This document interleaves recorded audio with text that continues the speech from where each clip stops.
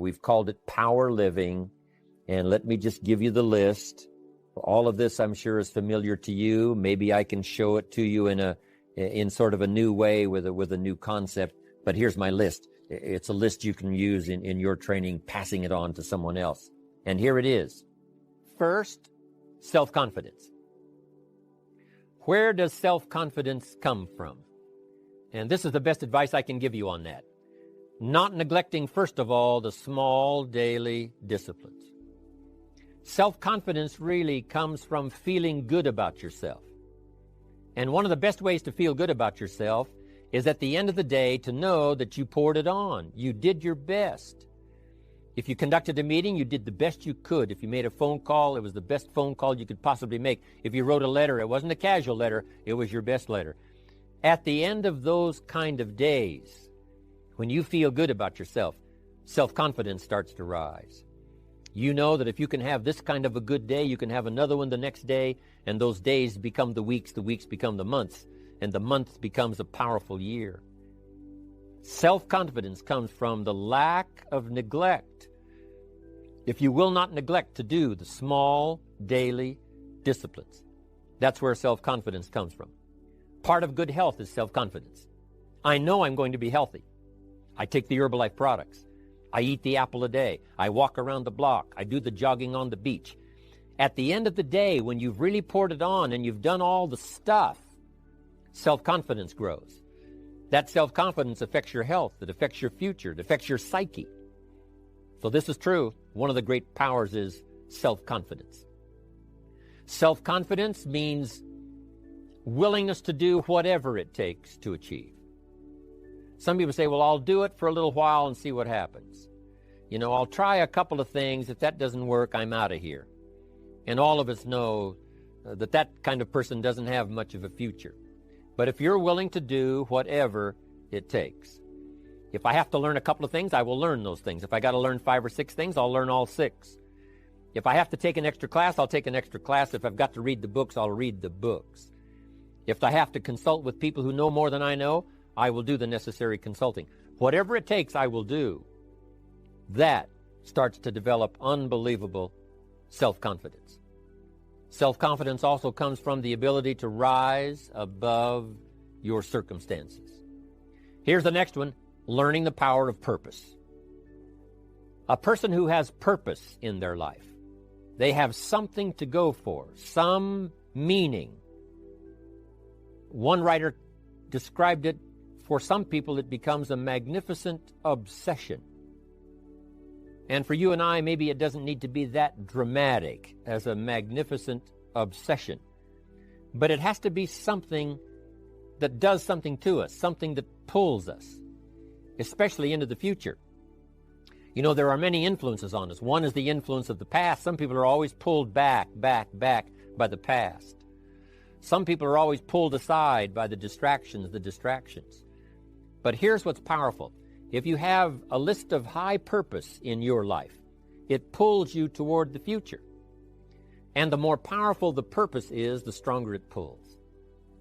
And here's the other great advantage if you have purpose for the future. It pulls you through all kinds of challenges and all kinds of difficulties. If you don't have these strong purposes for the future, it's easy to get swallowed by a bad day. It's easy to be almost annihilated by a poor month. And it's easy sometimes to almost disappear beneath the waves of a year that goes backwards if you don't have something to pull you beyond that year.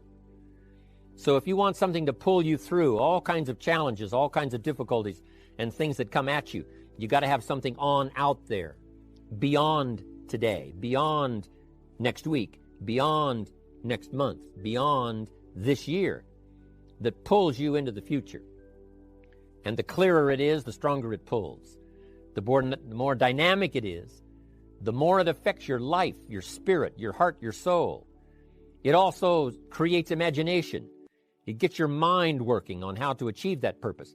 And if your mind will work, and if your heart works, and if your spirit works, and if you have good input, like good ideas, I'm telling you, there isn't anything you can't accomplish.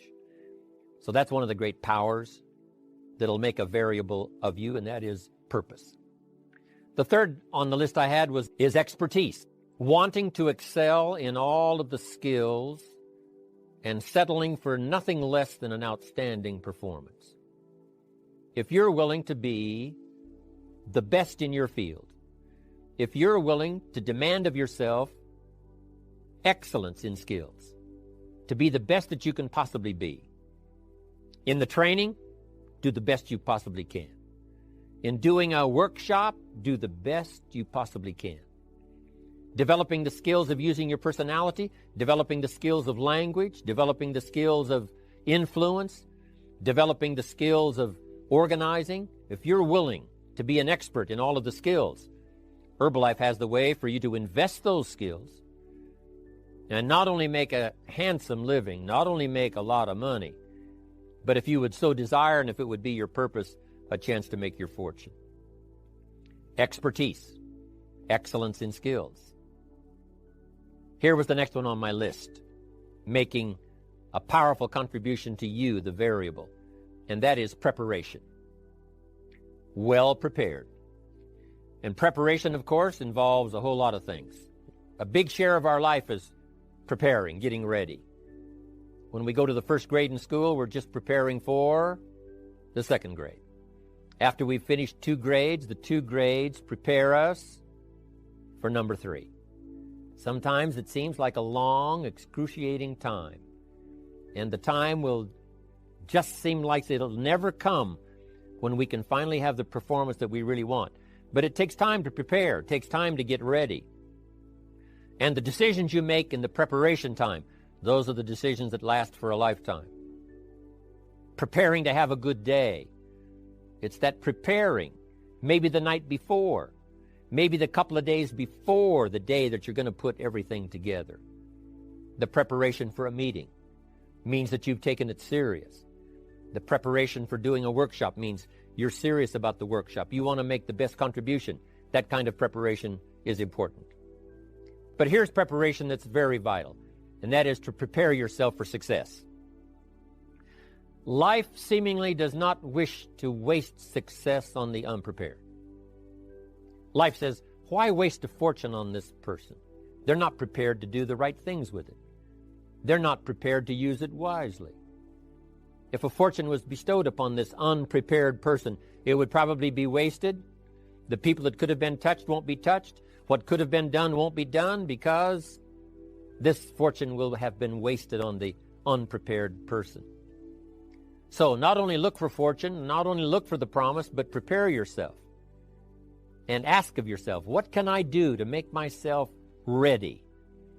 Because remember, life was designed not to give us what we want, not to give us what we need, but life was designed to give us what we deserve.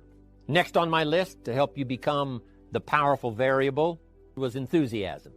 And here's what I wrote about enthusiasm. Enthusiasm that's powerful is mostly enthusiasm that is enthusiasm inside, 90%, 10% outside. We all know what the enthusiasm is like when somebody lets us see their enthusiasm, which is like the 90%, and only 10% of it is inside. But the enthusiasm that really affects people is not just being loud, but the enthusiasm that runs deep, the enthusiasm that comes from deep inside, created by self-confidence, created by purpose, created by genuine willingness to help other people. That kind of enthusiasm, knowing that you're going to get the job done, knowing you're going to affect people, knowing you're going to have testimonials flowing in from all kinds of directions. That kind of enthusiasm. A lot of it is quiet. A lot of it is unheard. And the 10% that's heard, it rings a bell. People call it genuine enthusiasm because they know that what you say in the outward display of your enthusiasm is only a small tip of the iceberg of the enthusiasm you feel inside that really motivates you to do the best job you can. Every value in life must be paid for. And those that pay are the ones that get it. It says those that give, receive. Someone says, I wish to receive, I wish to receive. You don't have to concentrate on receiving. Just become a good giver. It says those that search will find. Someone says, well, I need to find some good ideas to help change my life for the future. then to find good ideas, that doesn't come because you need them. It comes because you search for them. If you want good ideas, you got to go after them. You got to go to the class. You got to go to the workshop. You got to go to the training. Go to the book, right? You got to go to the journal, right? Go where good ideas are being taught. Go searching, go looking, because good ideas are not going to be wasted on those that are not seeking, searching, well prepared. So, prepare yourself to be ready for fortune when it comes, to be ready for challenge when it comes, to be ready for opportunity when it comes. Opportunity comes along and passes by the person that is not well prepared. I want to prepare myself this year for next year. Yes, I wish to be effective this year, but I'm also thinking of ways, how could I be better? How could my ideas be more powerful? How could they be sharper, more clear? How could I reach some people next year that I perhaps can't reach this year? I haven't reached deep enough into my own soul to affect some people. Some people just pass by and say, hey, what a good speech. But how could I make it stronger than that, deeper than that, more powerful than that? Now here's the next one. There's great power in self-reliance. Self-reliance means you simply look mostly to yourself. It would be nice if someone just gave you this, gave you this, gave you this. It would be nice if everyone did their job exactly as they're supposed to do it. But here's what you've got to do. Primarily rely on yourself. Primarily say, I'm the person responsible. And I will learn the necessary skills so that I can help people learn their skills. If I need lots of people to do certain things to build my organization, that is what I must have. But I've got to be the final backstop. I've got to be the final one that people can rely on, so that if this is missed and this is missed, I can catch up. I can fill the gap. I can do the job. We have to do it when we conduct meetings. We have to do it when we conduct training. We have to do it when we're in a class of just a few. What someone might have missed, we're there to fill in. Self-reliance. Primarily, we're learning to count on yourself, so that you can do this: never complain and never explain. Here's the next key power, and that's image. There's many parts to image. The image that others see you as, the image you have with other people. And it's very important how other people see you. If they don't see you as a leader, chances are they won't pay attention. If they don't see you as being in control, chances are they won't have the trust. If they don't see you as knowing where you're going, what you want to accomplish, they probably won't follow. But if people can see you, if you have the image of someone that's in charge, in control of your life, your future, your destiny, in control of the situation, if they see that, that kind of image is powerful. It helps to win the day. It attracts other people. People want to be around people that are in control, that are powerful, but they know how to use their power, influential, but they know how to use their influence. That kind of image is important. But here's a very important image, and that is your image of yourself. The way you dress, the way you talk, the way you think, your capacity for learning, all of that is an important image that you have of yourself. The image that you have that if it needs to be learned, you could learn it. If there's a book that needs to be mastered, you could master it. If there's a skill that needs to be learned, why couldn't you get busy now and learn that skill? That kind of self-image, that I am continually trying my best to be the best I can. Because one of the most important places you have to look is into the future, yes. You got to look into the past, yes. You've got to look around, yes. But one of the most important places you have to look is in the mirror. You know, how I appear to other people, that's important. But how I appear to myself is the ultimate importance. That kind of image, to where you'll develop the self-confidence, you'll develop the self-reliance. Now here's another one in my rather short list. The next word is character. Becoming a person of high values, a person of principles, a person of honesty, a person that earns respect, That kind of character. Cash it out as quickly as possible and leave. Mark was involved when others took advantage of him all those years ago before Herbalife. When someone took advantage and didn't have the character, didn't have the principles, and didn't have the character to stay, the character to see it through, the character to do the right thing.